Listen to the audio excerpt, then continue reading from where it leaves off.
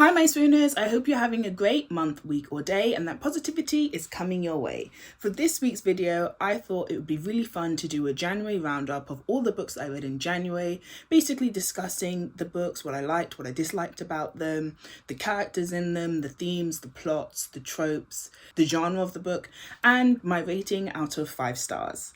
Just a warning that this video is basically entirely my opinion.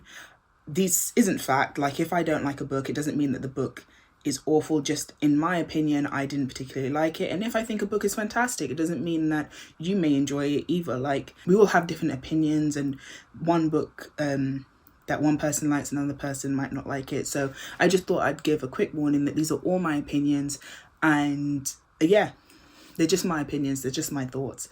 I'm basically just going to be giving you my honest thoughts about the book. And if there are any books that I disliked that you really liked and you read, please let me know down in the comments why you liked it or what you enjoyed about the book, because I really do love hearing opinions like that. I love hearing opposing opinions from my own or opposing reviews. I always end up reading the 1-star reviews for a book that I've given 5 stars to, or if I've given a book a 1 star, I end up reading the 5-star reviews and sort of understanding why people liked it so much or what was appealing about it. And that's generally one of the things I really love about reading and the book community overall, is just getting differing opinions. So yeah, if there's any books that I really liked and rated out of 5 that you read and thought, oh no, this is definitely like a 1 or 2 or 3 star, please let me know down in the comments and maybe we can have a discussion about it, because I'd really love to hear your opinions and thoughts as well. So before we start the video, just a quick plea on me. If you enjoy my content, please follow me on my Instagram, TikTok and Twitter, and like and subscribe, because I really love making this content and it would be really nice to see if other people liked it as well.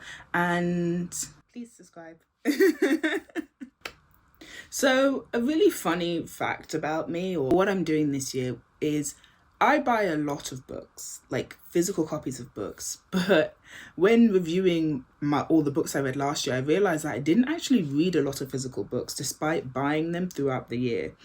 Instead, I leaned towards Kindle Unlimited and my Kindle because it was just easier for me to bring around when I was going out. So if I was meeting up with friends and I wanted to bring a slightly smaller purse, then I'd read on my Kindle. But that meant that all of the physical books I had just were sitting there. So this year, my goal is to get through all of the physical books I have and my physical TBR, which is a lot, but it means that there are some books I'm going to mention in this that I've had for years and I just never read. And that leads us to the first book I read, The Lovely Duckling by Lila DiPasqua. So a few years ago, I really wanted an ugly duckling retelling in a historical romance, and I found this book. Now, this is the 6th or 7th book in the series, but I only got this one because I really, like I said, I really wanted an ugly duckling retelling. I don't know why, it was just one of the things I really wanted, and I ended up buying this, but then not reading it. So on the 1st of January, I picked up this book and I read it in one night, and I don't regret buying it because it was really good. So this book follows my girl Emily. Now, my girl Emily has burn scars on her body due to a horrific accident that happened when she was a child.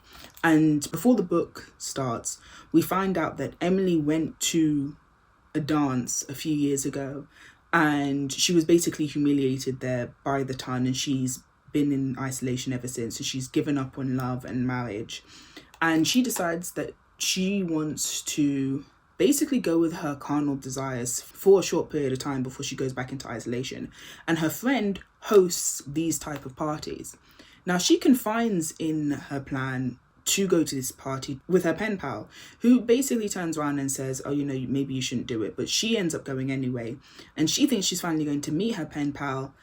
But we find out that Joseph, one of the people who humiliated her at the party, is her pen pal, but has been lying to her, saying that it's his brother. Now, Joseph just wanted to basically reach out to Emily and sort of build this friendship, or at least try to, but he knew that she would never reply if she saw that it was him sending the letters, so he pretended to be her brother And he tried to persuade like Emily not to show up to this event. He was like, don't go, it's not for you, because he frequently goes to these types of parties. Like, him and his brothers are regulars, so much so that like when you go to these type of parties, it's very much known that they will be there. And he says to Emily, like, don't come, like, it's not for you. But when she shows up, he has this sort of, he feels so protective over her, and he's like, well, if you want to explore these carnal desires that you're having, do it with me. And that is where the book begins. This book is fairly short, it's under 150 pages, but it was so good. I really enjoyed it. If you want like a really intense, spicy book for you, because Joseph is a rake and Emily just wants to explore her desires. That's all she wants. And throughout the book, Joseph is coming to accept the fact that he has this intense passion and love for Emily, and Emily's really starting to accept her body and really like build up self-worth as well. So I loved it because it had everything that I really like in a historical romance, where the hero is obsessed with the heroine, and that is literally it. Like, he adores Emily. Like, he can't stand seeing her with anybody else. He adores her. He just wants to protect her. And Emily really does feel the same way about Joseph. But it's just, it was such like a fun read as well. I read this, I think, in under an hour, because it was just like, it was so quick. It was so quick to read. Whilst it had like a simple plot per se, like there was no plot twist or anything along those lines, you could really focus on the chemistry between Joseph and Emily, which I really appreciated and really loved. So I overall gave this book a 4 out of 5. And the only reason why I gave it a 4 out of 5 and not a 5-star is because I kind of wish it was like 50 pages more, just so that we could see some of the letters that they exchanged, or actually see what happened at the ball in detail, and then the letters being exchanged, and then have like a time jump to where it is. Maybe that's just me wanting like the story to last a little bit longer. I feel like that is the reason why I just really liked this story, so I wanted it to last a little bit longer. But overall, really enjoyed it, really loved it. 4 out of 5. Loved the heroine, loved the hero. Such an enjoyable read. And if you want like a short, spicy historical romance with an ugly duckling retelling, then this is the book for you, because it was so good. It was so good. Okay, and then the next book I read was another book that was in my physical TBR for years. I got it in a subscription box, and I said I was going to read it this year, so I decided to tick it off my list straight away, and that is The Stand-In. The Stand-In by Lily Chu follows Gracie. Now, Gracie's life at the moment is really complicated because her mother has been admitted into a nursing home and is suffering from dementia, and her boss continues to like sexually harass her until, when we begin the story, he fires her like unfairly, and Gracie at this moment is really in a crisis because she needs the money to put her mother in a better nursing home, and she's currently just like stuck in the middle of a rock and a hard place, because while she didn't like her job because of her boss's sexual harassment, she did need the money, and now Gracie's kind of stuck. So when Gracie was out one day, a limousine basically like drives up next to her, and she finds that the people inside are Chinese movie star Wei and Sam. They're really famous, they're internationally famous, and Gracie can't help but notice that Wei looks so similar to her. Now, Wei turns around and says that she wants to focus on writing a script and doing other stuff, and she just doesn't have time for like paparazzi and all the press releases and all this. So she wants to offer Gracie money to pretend to be her. Now, Sam doesn't want this to happen. Like, he is very adamant over the fact that he thinks it's a bad idea. He doesn't approve.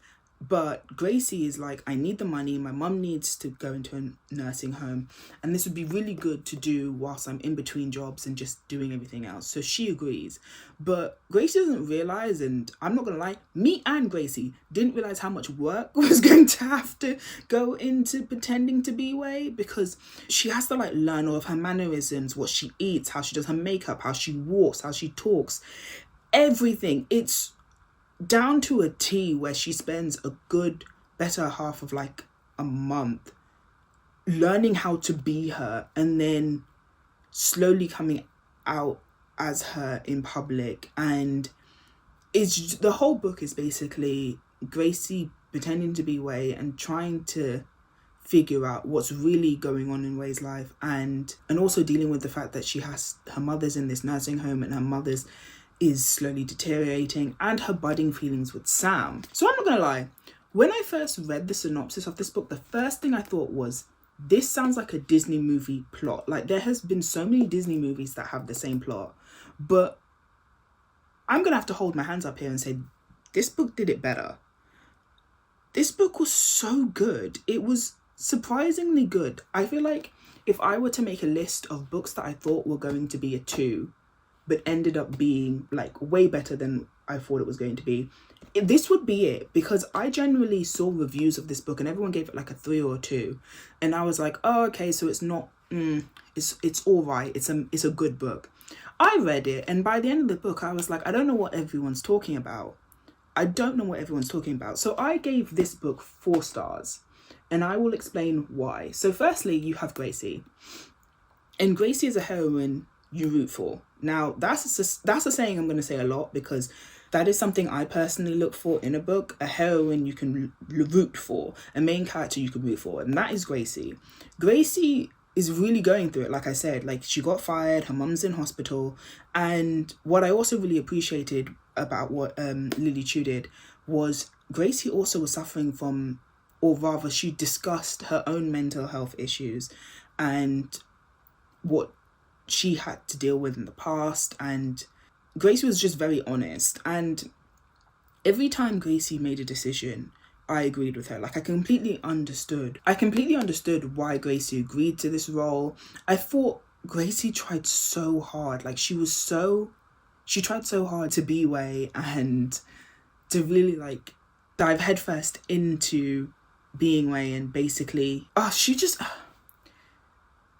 she tried so hard, and I really appreciated it, because she just deserved a break, and I feel like Gracie got a break with this offer. And then on top of that, what I also really loved about Gracie was how caring she was. Like, throughout the book, she didn't have to care about Way. Like, she didn't have to care about Way or Sam. She didn't. They were just people who were paying her. She didn't have to care about what they were going through. But she did. She noticed that Way was suffering and said to Sam, like, there's something wrong here. And when Sam was like, oh no, she doesn't want to talk about it, she literally turned around and said, no, you have to do something. You have to talk to her about this. You have to make her address it. And I really appreciated that.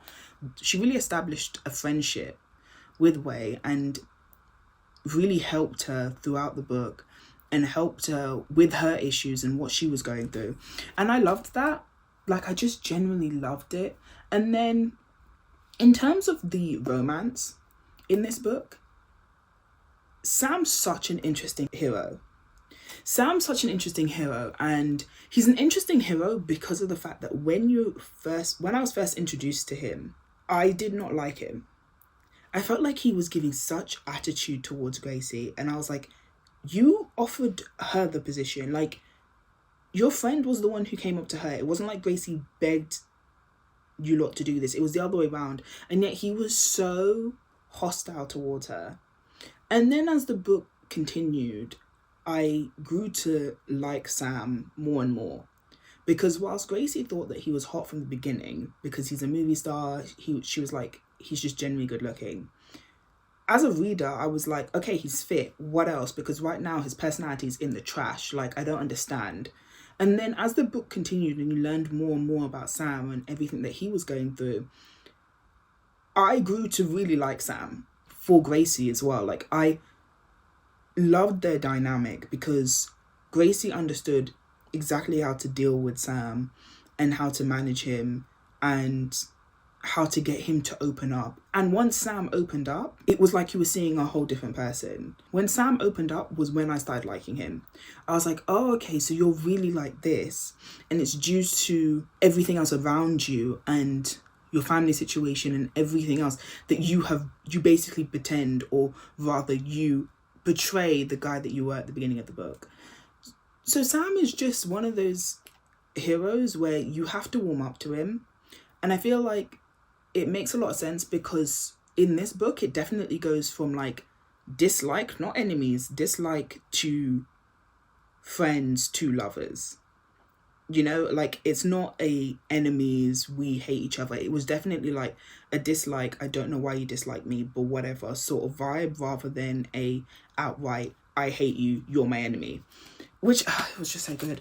I also loved the references to like the fashion and the clothes, and you learn a lot about East Asian pop culture, or rather media, because when they were describing what my girl had to go through on a day-to-day basis to be the celebrity that the Chinese public love, I literally turned around and said, this is too much. This is too much, like, quit. When Gracie was like talking to her about everything and learning everything, I literally said out loud, I was like, Gracie girl, is it worth it? Do you really need the money? Because this is a lot. There was so much that I had to do on a day-to-day basis that I literally said out loud, I was like, how much are they paying you? Like, what do you gain from this? Because you are basically having this whole facade of a life for the media to love you. Like, that's just mad. It was crazy. And I knew about it to a certain extent because I listened to K-pop and stuff like that. And so I started listening to K-pop when I was like 13, 14. So I knew, and I watched a lot of documentaries about it, and I've seen people, ex-K-pop trainees, talk about the life that you had to lead.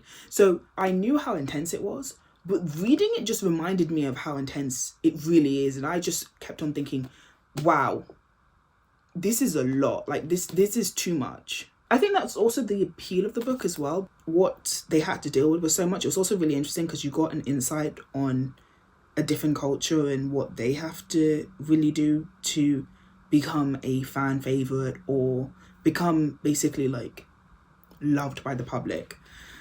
It's just, yeah. Overall, a really good book with a lot of sweet moments between all of the people in the book. Actually, it was a lot of sweet moments in terms of just relationship, not just romance, but overall relationship. So if you want to read about friendships as well and romance, then this is the book for you, because it really does read like a movie, which is something that I've recently discovered is a thing. I knew it all, like, I've heard of people saying it, but then I read this book and I finally fully understood what it meant, because this book really does read like a movie. I could see this becoming a movie so easily. It was so... Honestly, I could go on about this book for days, but this was just a really good read.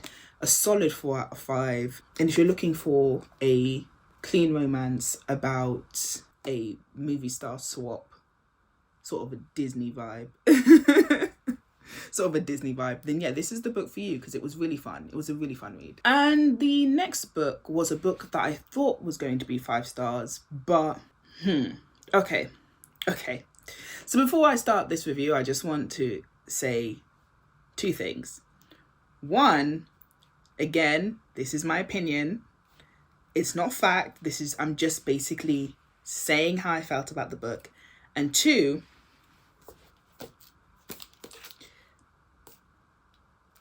I like Tessa Bailey books. I really do. I really actually enjoy her books. I loved It Happened One Summer and Hook, Line and Sinker, and Love Her or Lose Her, I believe was the book's title. I really enjoyed that. So before anyone says, oh, she's just hopping on the Tessa Bailey hate train because it's cool to hate on TikTok books. No, that is not what I'm doing. I'm just giving my honest review here. So, my friend gifted me My Killer Vacation for Christmas, and I was really excited because, again, I'm a big Tessa Bailey fan. I actually really enjoy her books. So I thought this was going to be really cool because it's a spicy murder mystery. The tagline says an all-new spicy murder mystery. I just want to highlight this because it says an all-new spicy murder mystery. I just want to really highlight this before I continue, right? Because I don't know where the murder mystery was in this book. I'm still trying to find the murder mystery in this book. I read the entire thing. I really, really, really tried to find it. There was a murder. There was a murder in the book. They had that right. They had that like completely correct. There was a murder in the book. There was a murder. The mystery part, I just still trying to find it. All right, still trying to find it. Still trying to find it, like my love life. All right, I'm just trying to find it and I can't see it and it's not there and it's just disappeared. Okay, because all right, you know what? Before we start, let me go into the blurb. All right, so you have Taylor, right? Taylor takes her brother on vacation because he's suffering from a loss. Whilst there, she finds in the walls of the vacation house the murdered landlord. So the landlord of the beach house has been murdered and she finds the body. Then you have Miles, who is a bounty hunter. Now, he's been hired by the murder victim's sister to find out who murdered her brother. And Miles and Taylor meet and they have this instant connection. And that's where the murder mystery dies, because the minute they meet, it just becomes about the sexual tension. It just becomes about the bang, bang, wiggle, wiggle. The spice is just that. It's literally just that. And it really frustrated me because I read this book thinking I was going to get a really intense murder mystery with two people who really want to focus on the murder mystery but can't help but feel this attraction to each other. And whilst they're trying to figure out the crime, they can't help but look at each other with passionate glazes across the room, and they just the tension, the sexual tension just builds up and builds up and builds up. But they know they have to be professional because there's a murder victim and there's a murder out there, and they have to be professional and really focus on it. That was what I was expecting. That was not what I got. I did not get that. Instead, I got two people who decided to just forget about the murder mystery whenever they met. Like, they forgot about the murder every time they saw each other. And they were like two horny teenagers who couldn't control their emotions, who just couldn't control the need for each other, really. This book had a lot of spice in it. It had a lot of spice, but it was so inappropriate, the timing of the spice. We're in the murder victims. We're at the murder site. We're trying to look for clues. Oh, wait, spice. We've found the murder. We found the weapon. We found the weapon. Ooh, spice. Like, it was just like, it was just really inappropriately timed at times. And it just, there was more than once where I dropped the book and I said, this is not the time. This is not the time. I just couldn't help but think, and I think this is the only reason why I gave it like a rating and I didn't like DNF it, is because I found my own amusement with this book. Because I just kept on thinking, like, if I was a ghost, if I was the murder victim and I came back and every single time I'm like I see the person trying to investigate my murder and all I see is them like basically doing the bang bang wiggle wiggle, I would literally stand there and be like, I'm haunting you lot for the rest of your life. I don't care if you find my murderer, I am haunting you lot for the rest of your life. It was just ridiculous. And then after reading this book, I saw someone describe the romance perfectly, and it was in a review where someone said this romance was based off of physical attraction alone. It was literally just physical attraction. And I was like, that was it. The romance between Taylor and Miles was based purely off of physical attraction, and that physical attraction meant that they just could not keep their hands to themselves. And usually I like those type of books, a couple who just like felt such intense passion for each other that they can't keep their hands to themselves. They can't fight the physical attraction. They can't fight the physical attraction that they have for each other, and they can't fight the sexual tension. I usually really enjoy those books, but this time it just felt so inappropriate because every time they met, it was because they were investigating the murder. So it just felt really like, what are you guys doing? Focus, just focus. Someone's dead. And then another element of the book that I didn't like was I did not like Taylor. I did not like the heroine. And I knew I didn't like the heroine about 20% of the way through the book. And I knew I wasn't going to like her when she said this. Okay, so there's this moment where she meets Miles for the first time, and Miles is like, why are you so interested in this murder investigation? Like, what? Why? Like, why are you so interested? And okay, let's do a poll. In this situation, what do you think the heroine would say? Because I know what I would think a person would say in this situation. If someone finds a murder victim and they're really interested, or like they're really invested in figuring out the case, there's usually 3 reasons. 1 is because they found the body and therefore they feel responsible. 2, because there's a murderer out there and they want to catch the murderer. Or 3, they are the murderer and they just want to know what's going to happen in the investigation so that they can be one step ahead of the police or the investigator so that they don't get caught. My girl Taylor, she ain't my girl. She ain't my girl. That's a lie. That's a lie. Cut that out. Beep. No.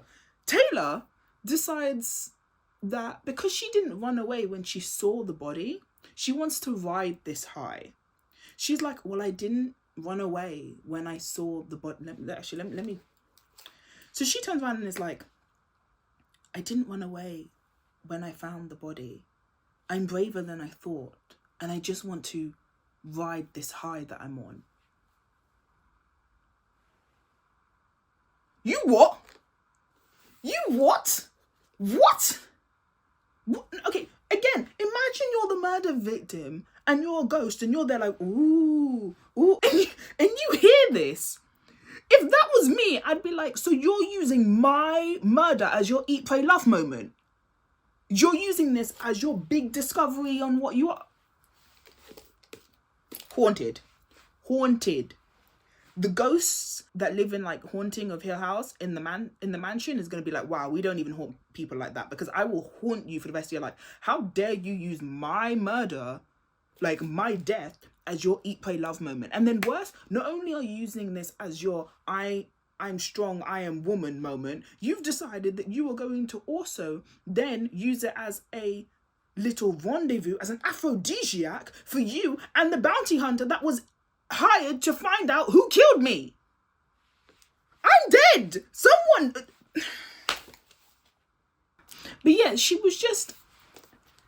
Taylor was just not my type of heroine at all. She treated the murder investigation like this was awesome, fun little game, in my opinion.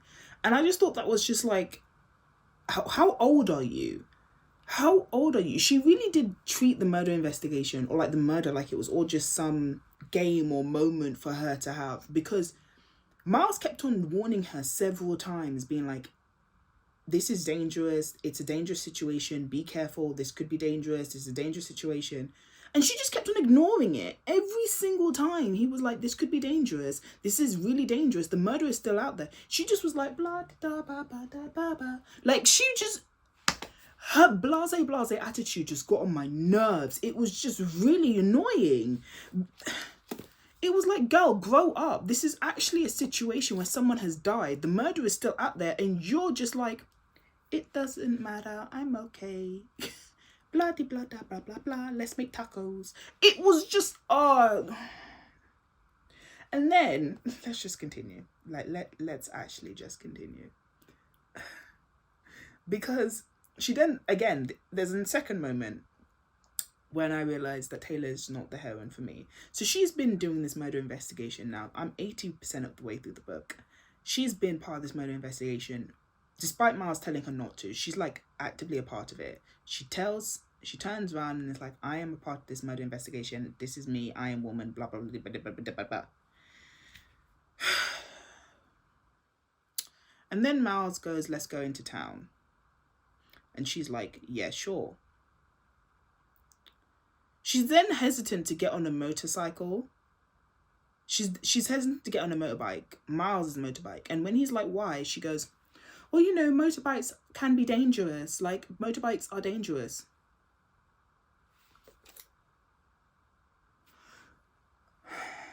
Girl, please. Are you joking? This entire time, Miles has been telling you that you are part of a murder investigation. There's people out there who's murdered someone. They're dangerous. And now you decide to be cautious? Over a motorcycle? Over a motorbike? Oh, okay. When she found the weapon, she was like, oh, yeah, no, I just found the murder weapon. Like, yeah, I know that the murderer could come back, but whatever. When Miles warned her, saying not to go on national TV or international TV because the murderer could be watching, she opens the door the camera crew's there, and then she turns to her brother and goes, should we tell Miles? And her brother's like, nah. And she goes, okay, yeah, let's not tell Miles. She continues to just like ignore warning signs. She ignores red flags. And she ignores so many red flags. She's like Rashida on freaking Love and Hip Hop, just ignoring Kirk's red flags. She ignores so many danger and red flag moments. She ignores so many danger warning signs, and now she decides to be cautious for a motorbike? Who are you trying to fool? Who are you trying to convince? What? Anyway, so I gave this book a 1 star because I didn't like the heroine, I didn't like the hero, I barely liked the romance, as in the spice was really good, but everything else was just meh. Overall, my first 1 star of the year, and really disappointing because I was actually really looking forward to this book. So, and then after the disastrous 1 star, I got my first 5 star of the year.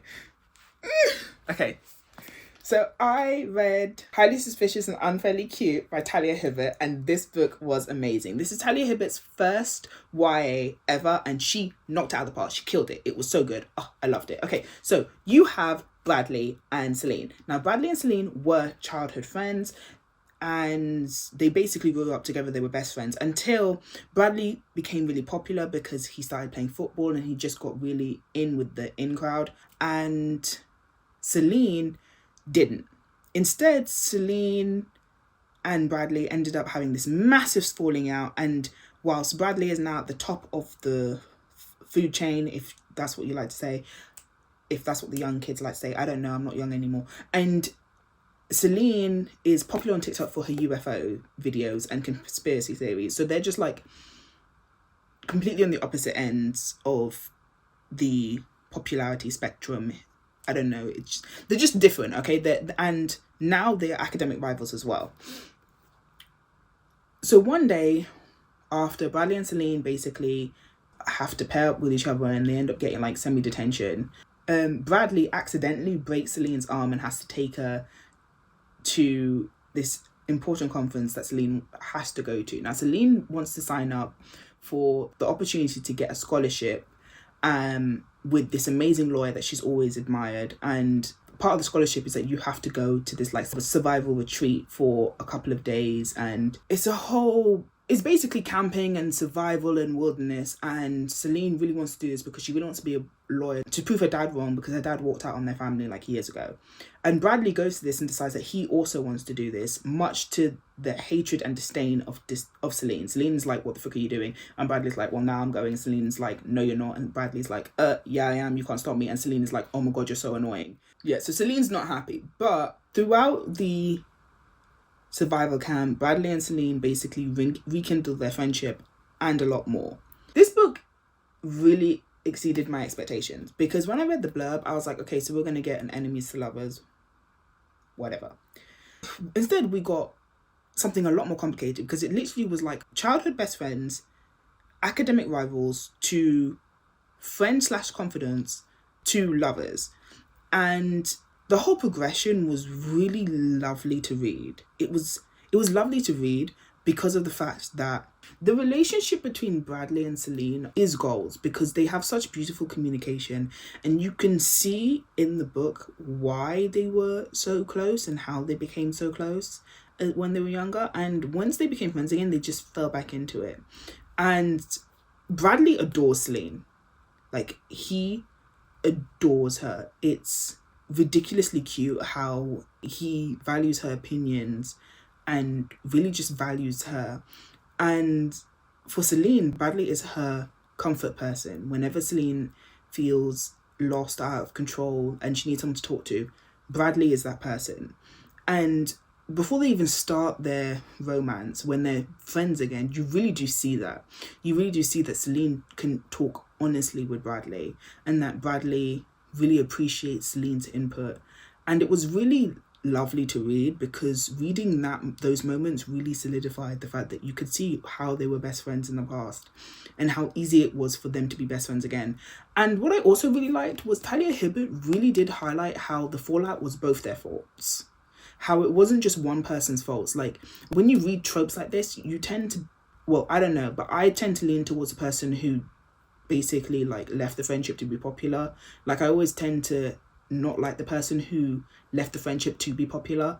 But then in this, you can really see that they both mucked up. Like, whilst Bradley said some awful things to Celine also said some awful things to Bradley, and they both just mucked up their friendship because of the fact that in that moment they were both going through a lot and they didn't really take into consideration the other person's feelings. And they were teenagers, they were kids.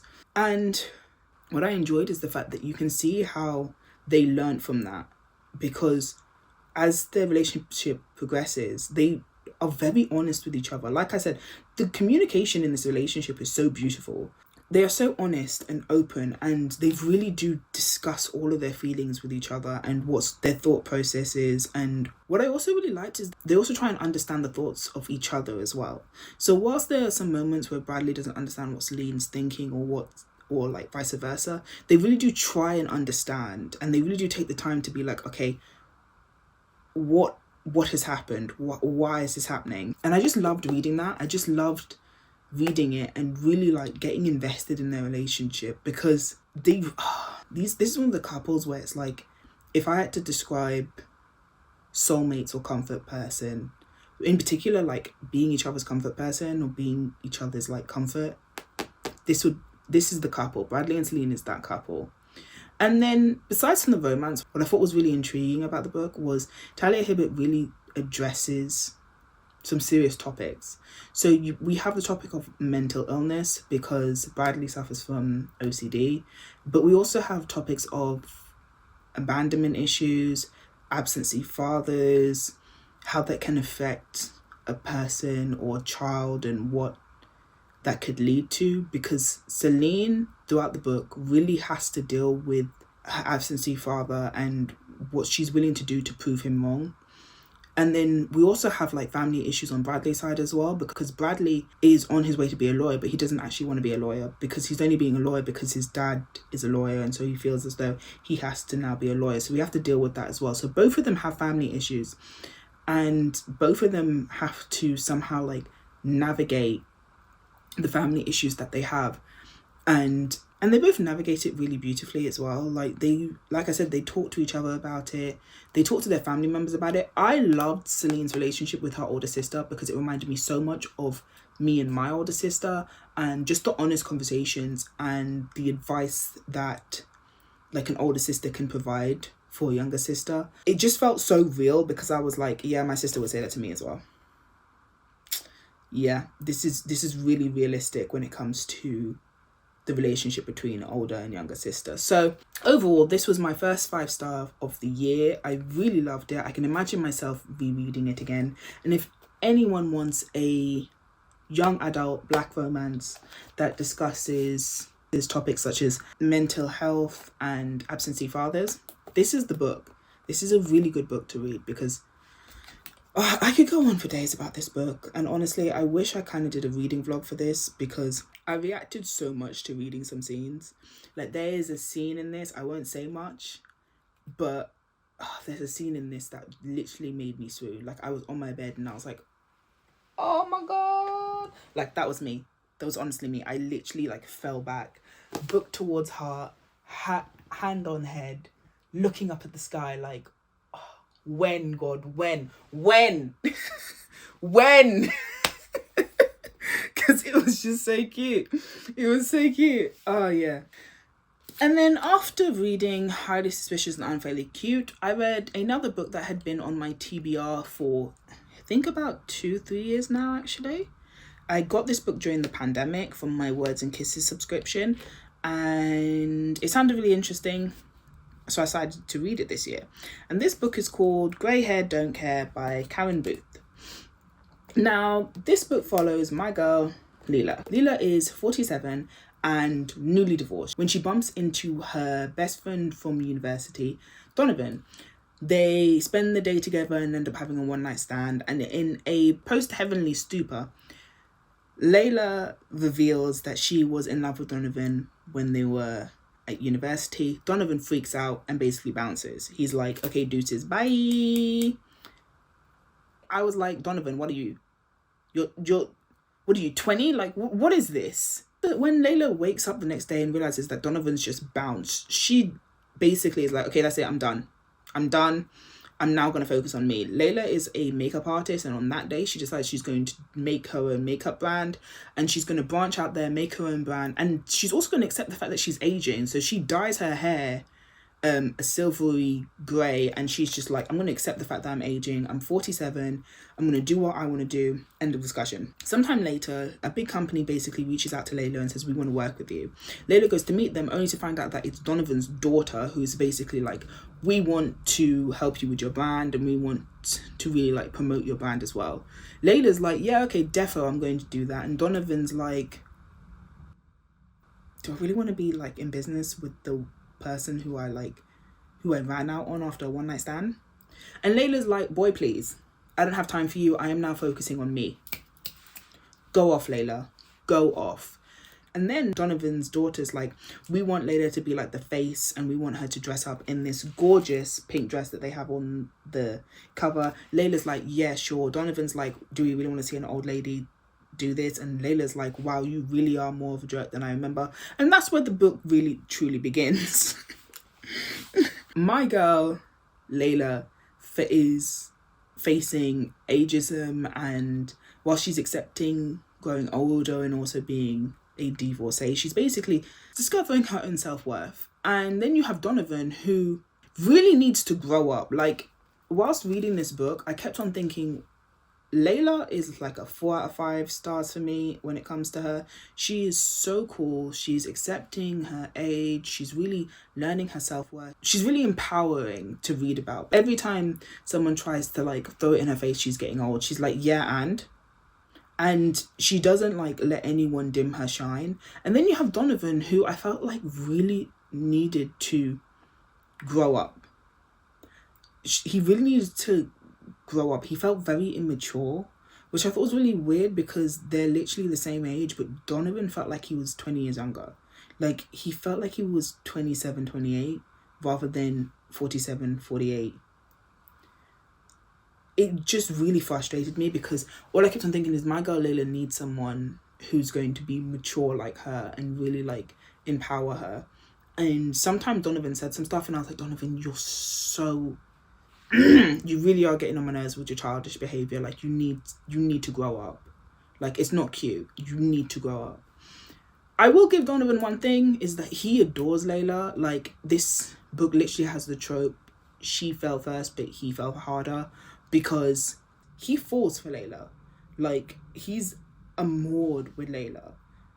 Does that mean I like him? No, but I do like how much he loved my girl. I'll give him a point for that. Overall, this was actually a really fun read.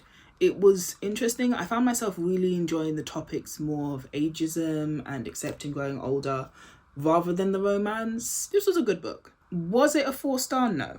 Was it a 2-star? No. So I gave it a 3. 3-star for me is a meh. Good book. I had fun reading it. Would I ever read it again? No. Would I recommend it to my friend? Not really. Depends on what my friends ask. If my friend was like, I want a second chance romance, this book wouldn't even pop into my head. If my friends or people asked a book about an older heroine accepting her age, this book would come straight to mind.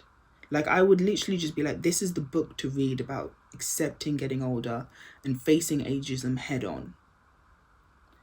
So yeah, this was a solid 3 stars. Then after reading Grey Hair Don't Care, I decided I was going to read another historical romance, which was Stacy Reid's Duchess by Day, Mistress by Night, another book that I bought several years ago that I put on my TBR and just now got around to reading. This book follows my girl Georgiana. My girl Georgiana is a widower and is a single mother. She's currently being pressured by her mother and her brother to remarry, and she's just not down for it. On top of that, she is really high up in the ton. Like, people love her, people adore her, but she's just getting tired. She's just like, I'm getting tired of the ton, I'm getting tired of the parties, I need something to liven up my life. And that's when she meets Reese. Now, Reese, he's mysterious, he's broody, he is, and I hate saying this because this phrase really like mucked me up when I was younger, he is literally the definition of tall, dark and handsome. Like I said, don't like saying that phrase because I thought tall, dark and handsome meant a black man. Tell me I'm wrong. I thought tall, dark and handsome meant black, South Asian. I was wrong. Apparently I was wrong. So actually, no, scrap that. We're not going to use that. He's just mysterious. He's serious. He's stoic. And all he wants to do is provide for his sisters, make sure that his sisters are able to get married and have the love matches that he wants them to have, because he can see that his like younger sisters really do want to get married and have a family, and because of their status he knows that that's not very likely, and he can see it in their faces whenever he talks about going to these balls that they actually really do want to go. So Reese has spent his entire life building his empire and becoming a broker where he helps the ton deal with secrets or anything that they need to find, and basically he deals with secrets in the black market of London, and he's actually become very powerful. Georgiana needs his help for something and he helps, but Reese is like, I don't actually want your money, I want you. And Georgiana's like, no. And this is where the story begins, because you have Reese slowly becoming obsessed with Georgiana and Georgiana equally becoming obsessed with Reese, because Reese is something that she's never had before, and she's starting to have these feelings that she's never had before. And the best way I can describe this couple is basically two magnets. No matter how hard like everyone tries to push them away from each other, they just continue to snap back and be with each other, and they can't help it. And you can tell from their first meeting that the sexual tension is really there. The sexual tension's there, but then Reese starts to get to know Georgiana and vice versa, and that's when the love starts to build in, and that's when the chemistry just increases. And overall, this was intense. This was intense to read, in the sense the connection between the two characters was so powerful. It was so powerful to read. You could feel their love and their attraction for each other. You could feel that they, despite what society said, despite them knowing they couldn't be together, they just couldn't help it. Honestly, this book had me blushing. Like, there were several points where I was blushing in this book, where I was like, oh, stop it. Oh, don't look at me. That was me throughout the book. I was blushing, I was giggling. It was really good. It was overall, this book had a lot of spice scenes in it. It was very spicy. The romance was there. It was hitting. The romance hit. It was so intense, and so it was intense. It was strong. It was powerful. It will make you blush. Like, it made me blush, and I've been reading spicy books since I was like 14. It was not, rather, it wasn't the spice, it was actually the chemistry and the connection that made me blush more. Some of the things that Reese says, swoon-worthy. Honestly, swoon-worthy. It was... This book got a solid 4 out of 5. 4 out of 5 star rating. The only reason why I didn't get a 4 5 star is because I am very frustrated that I won't be able to read about Reese's sisters. That is literally the only reason why. I don't care. I don't have to explain my reasoning. That is one of the that is the reason why this gets a 4 out of 5. Also, I'm not gonna lie, one of the reasons why this gets a 4 out of 5 is, as much as I like the romance, it wasn't my favourite romance that Stacy Reid has ever done.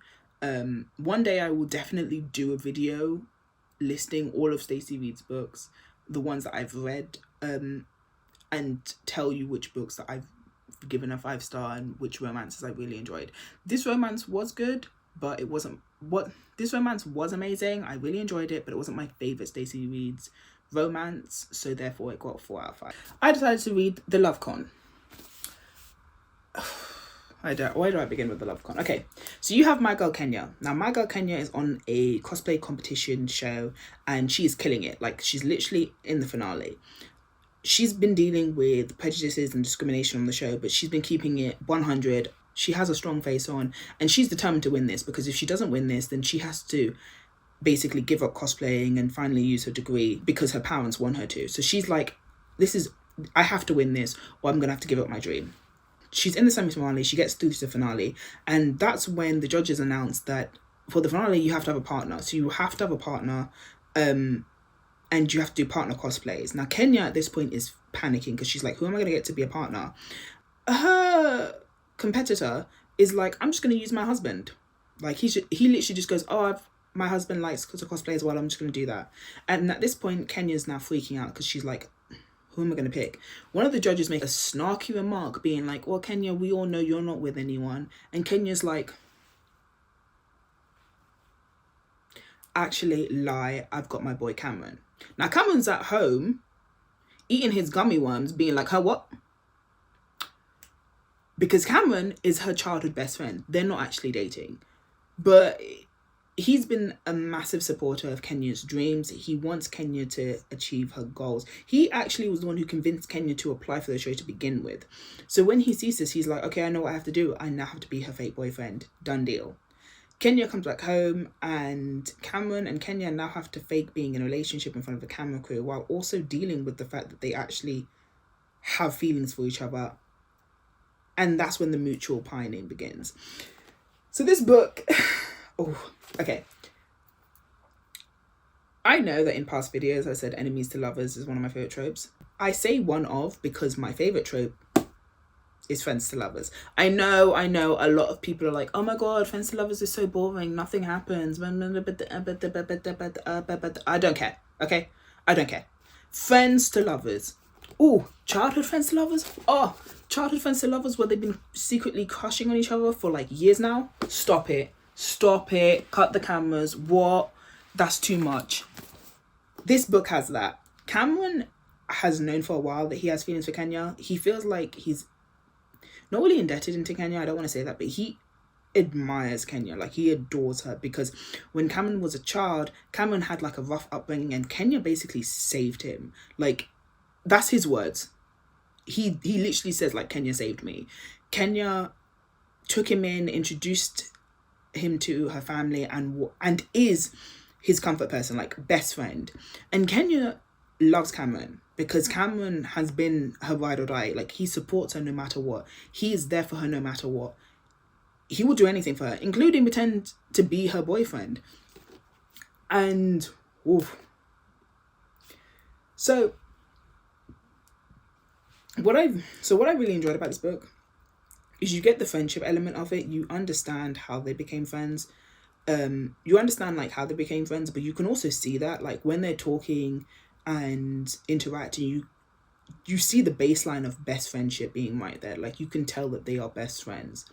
And then when it just blossoms into a relationship, it blossoms so gradually that at one point I was like, wait, you guys still haven't put a label on this? Because you guys are acting like boyfriend and girlfriend. You guys are acting like you're meant to be together. Like, you guys are a married couple. It's not even like boyfriend and girlfriend. They act like they are a married couple, I swear. Because the way they interact and the way they flow together and the way they move around each other and the way they have to live together and the way they're just so in sync with each other is insane. It is actually insane. You know how I mentioned in Highly Suspicious and Unfairly Cute, Celine's comfort person is Bradley? Kenya's comfort person is Cameron.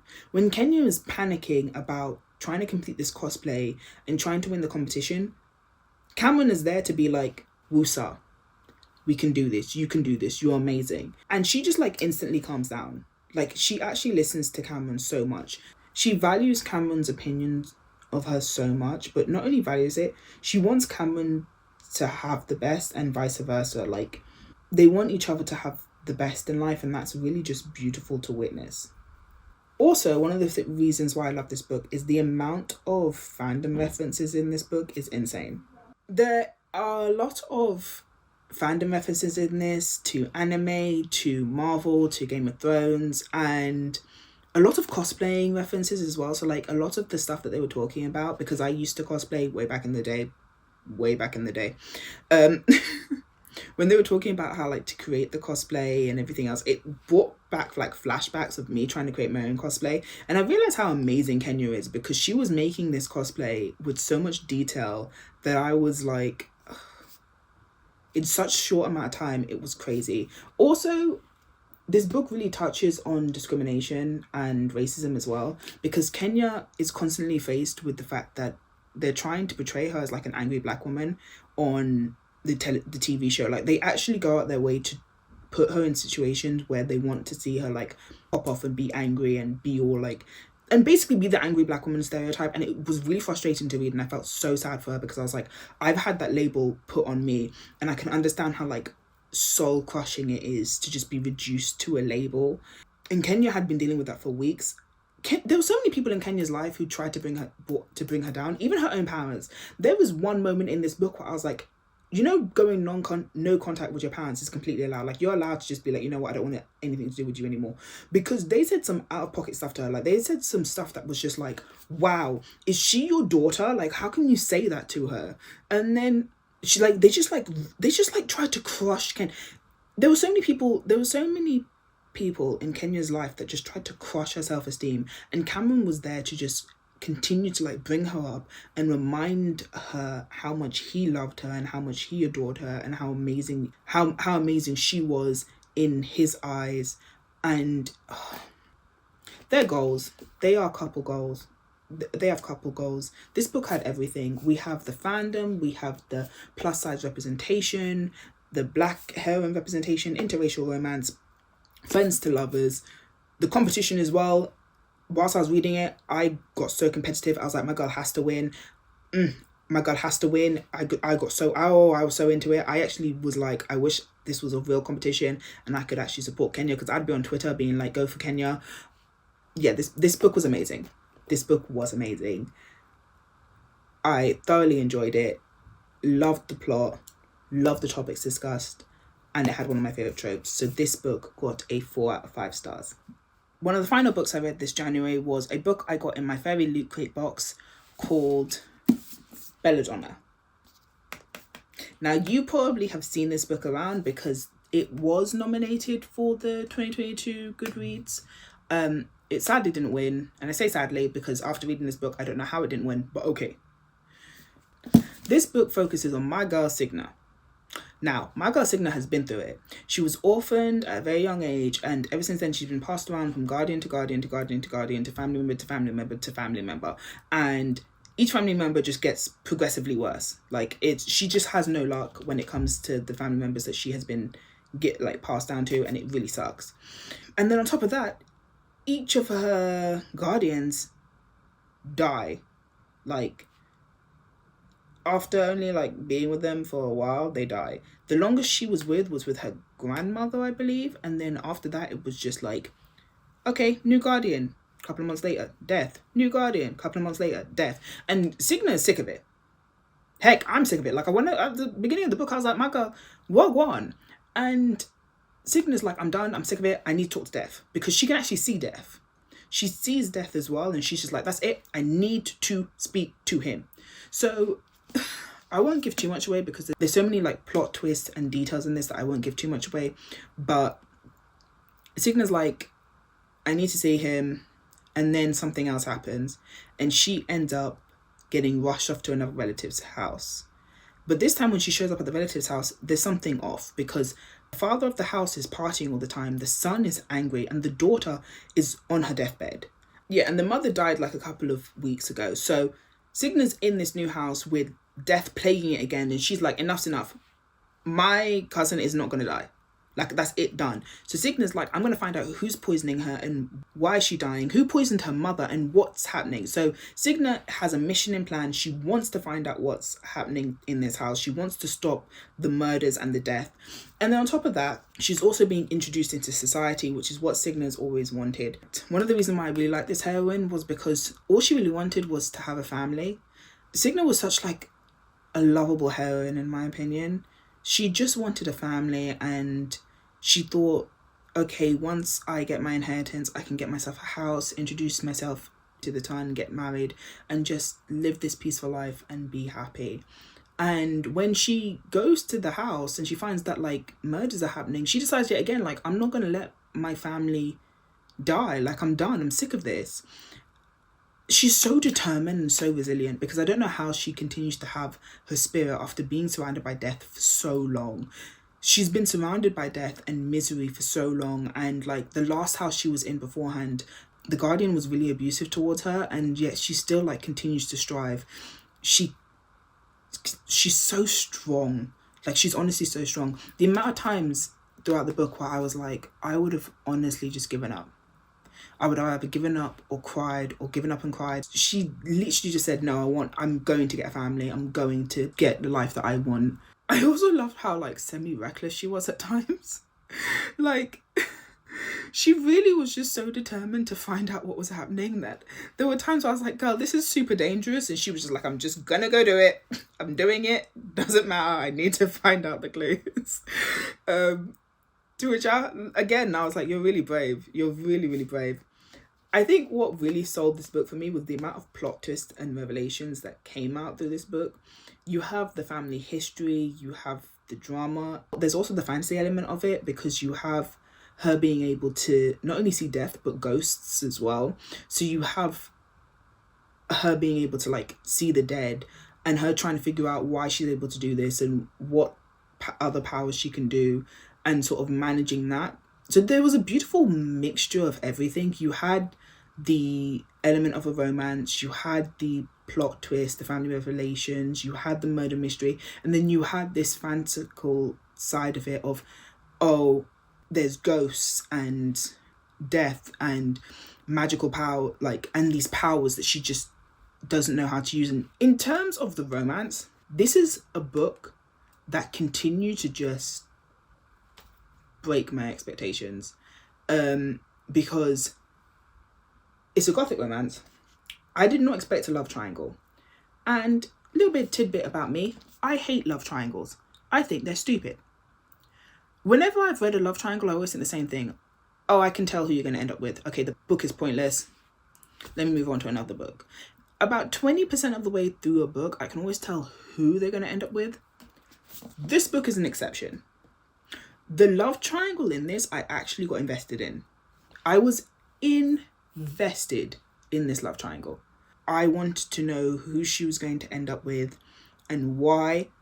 Both of the partners, like I said, I'm not going to give too many spoilers, but both of these partners were charming, were so charming.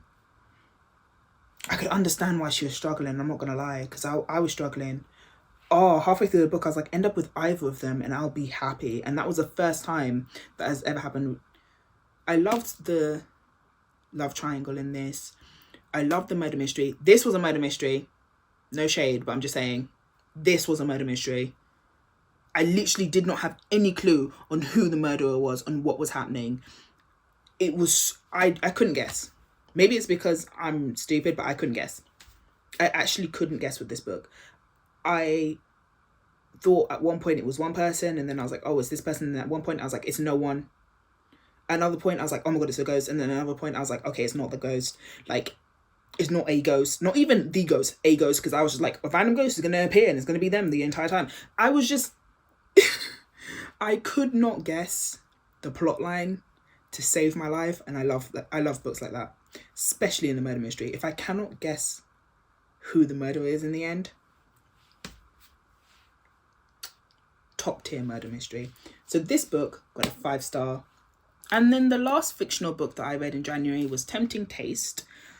This book follows Josie, who works in PR, and after her best friend has a very homophobic encounter with a baker, she's just like, I'm never going back to that bakery again. But the person who actually makes the cakes is Eric, and Eric, after finding out that his boss is homophobic, and he's just like, I'm not down for that, quits, and then turns around to Josie and says, I will help make the wedding cake. And Josie's like, yay, because she also thinks Eric is really fit. And when an incident happens and Josie is now in charge of doing the preparation for the wedding, Eric steps up and helps her, and a romance ensues with them. And Josie also helps Eric set up his own bakery and build his brand because she works in PR. And Eric is like, actually, this has always been my dream, so thank you so much. And again, the romance ensues. And that's it. This book was good. That's it. It was good. Josie was good. It was a good heroine. There was nothing to really dislike about her, but there was nothing I really liked about her either. Eric was definitely the grumpy to her sunshine. He was very stoic, quite quiet, introverted, knew how to calm her down in situations, but I wish there was something more to this book, because there were certain issues that I felt like needed to be addressed more. So Josie has mummy issues. She has like severe mummy issues. And then Eric has just parental issues because he was abandoned by his mother at a young age and then was raised by his grandfather, who wanted Eric to live a certain type of life and yada yada yada, and Eric didn't do that. So I felt like these issues should have been addressed more, because it came across through the book how severe Josie's mummy issues were. And it was kind of resolved by the end of the book, but it just felt a little bit anticlimactic in my opinion. Overall, this book was a solid 3. It was good. It was a light read. I don't regret reading it. Would I recommend it to friends? Probably not straight away. But would I tell a friend not to read it because it was awful? No. A solid 3. It was a solid 3 book. And then the final book I read was a non-fictional book called Be the One. I bought this book because I saw it all over TikTok last year.